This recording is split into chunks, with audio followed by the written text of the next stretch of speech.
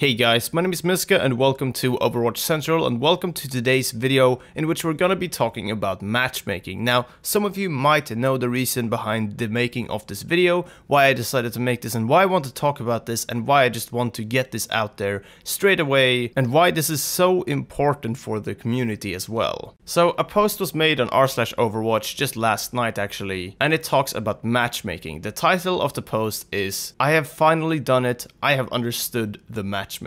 Now, the big thing here is that this is one person, one source, with little to no credibility, and there are some things I want to talk about regarding this post. First off, this is on the front page of r/Overwatch. It is one of the top posts. It was the top post at one point. It has a lot of upvotes and a lot of people that are reading and seeing it and actually believing it without any second thought. Right off the bat, this is strictly a theory. This is one person posting their theory on a forum. It is by no means fact. Even as a theory, this is just flat out not a very good one. It is even just objectively wrong in a lot of places. There are clear flaws and just an extreme lack of context and very little substance to this post overall. Basically, what the OP does in this post is go into matchmaking, present their theory as facts and saying that they have stats to back this up, and that they've done a lot of research and testing to prove all of this. Alright, with that out of the way, let's actually talk about the matchmaking aspect of this and the issue with a post like this in relation to current community problems. So the main thing here is that Overwatch's matchmaking system is a little bit different from other games. This has had people talking since the absolute start of Ranked, and even since back in beta when even just quick play was a thing essentially in the normal games. We didn't even have Ranked yet and people were already talking about it. And Overwatch uses performance-based SR to try and give you more SR if you do really well, and a bit less SR for a win if you didn't contribute as much. This is the main part of the problem, and I do think that Blizzard need to be more transparent regarding this, as this clearly can get people to create these ridiculous theories around how this actually works. This is the main reason behind the issue, but there's also another part of this, and that has to do with confirmation bias. Nobody likes to lose, and it's a very common thing to try and find something to blame the loss on, a scapegoat of some kind, even if that's just matchmaking in general, or if it's a player in particular on your team.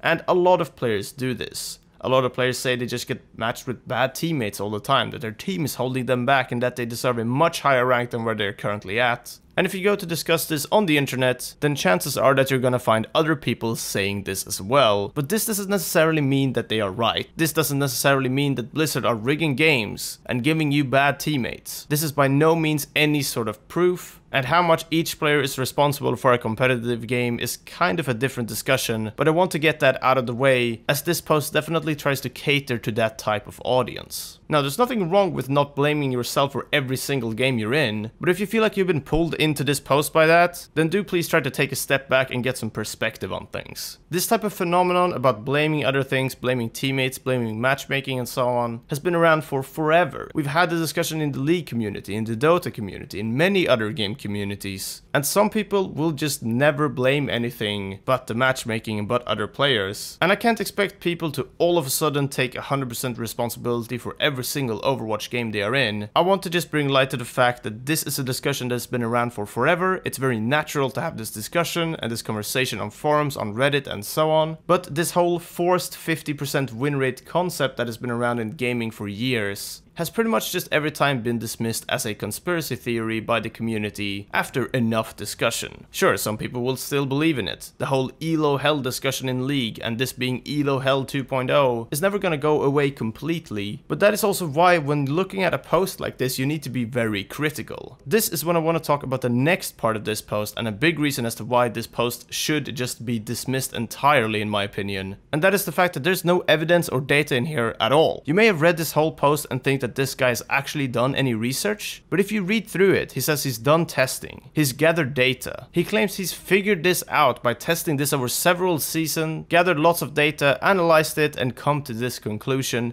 yet none of that is actually presented in the post. This is what makes me feel like this is almost just a social experiment to see how many people will actually believe this, because clearly people are. There are top comments with thousands of upvotes here saying that this is a very good read and that everybody should read this and that this explains a lot. And I feel like nobody should even consider anything in this post before this person actually presents any data, as giving a discussion like this more air and more space, by upvoting it, by talking about it in the comments, and by spreading this around, we just make the Overwatch community worse. We spread misinformation, potentially create more toxic players that just believe that everything is rigged and that Blizzard matchmaking is a lie. So please, before you voice your opinion on this, do consider the fact that this post has absolutely no evidence, no context, stats or data of any kind, and it's just one person writing a very long post on the internet. Sure, he's put in a lot of time in this, he's written out a lot of text, but that does not add any sort of credibility at all. On the contrary though, and sort of to wrap this video up as well, I do want to kind of highlight the discussion about Blizzard matchmaking, Overwatch ranked competitive play, whatever you want to call it, and how there's very little transparency here, very few updates to competitive overall, and every time there is an update, we just get the whole matchmaking has been improved treatment in the patch notes. This is to some degree what sparks this type of conversation, and I would love for Blizzard to be more transparent on this. If this is some sort of social experiment to try and get Blizzard to be more transparent on this front, then great, you've done a good job to some degree, but there are definitely gonna be players that still just believe this post, whether it was intended to look like it was true or not. Alright, with all of that out of the way, I'm not gonna drag on with this any longer. I hope you guys have enjoyed the video, but understand the importance of this type of discussion, and I wanted to talk about it here since I thought it was a good way to address at least some of the Overwatch community. Thank you guys very much for watching. Please do consider what you read on the internet. Until next time though, take care and we'll see you then.